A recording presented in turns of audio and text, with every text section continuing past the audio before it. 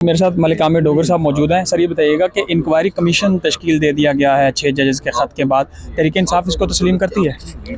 नहीं, तहरीक इंसाफ इस कमीशन को मुस्तरद करती है। हमने अपना कल मौक़िफ़ दिया है। Tehreek Insaf rule of law पर यकीन रखती है।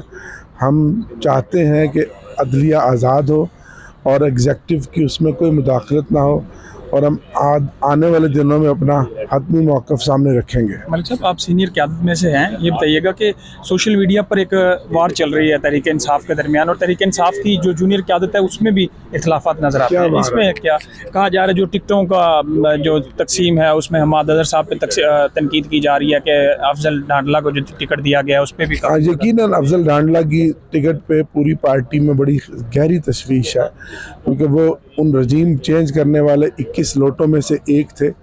तो मेरा भी मौक़िफ़ ये है कि उसके ऊपर रिव्यू होना चाहिए, और खान साहब को गलत पिक्चर पेश करके वो टिकट ले लिया गया, लेकिन इंशाल्लाह टिकट तब्दील होगा, और हम किसी ऐसे लोटे को बर्दाश्त नहीं करेंगे जिसने खान साहब की और पार्टी की पीठ में छुरा घोंपा हो। एक और बता दें, ये भी तहरीक इंसाफ की क़यादत पर तनकीद होती है कि इमरान खान को बाहर निकालने के लिए शायद उस तरह से तहरीक इंसाफ रोल प्ले नहीं कर पा रही। कुछ वकला के पे तनकीद हो रही है कि वो वकला तहरीक नहीं शुरू कर रहे। इस हवाले से क्या कहेंगे?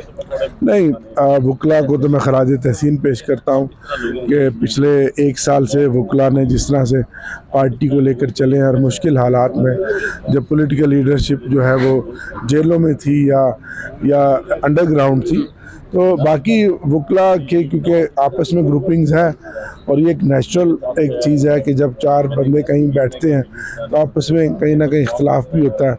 लेकिन मैं नहीं समझता कि वकला का जो रोल था उसको हम इस मौके पर तनकीद का निशाना बनाएं।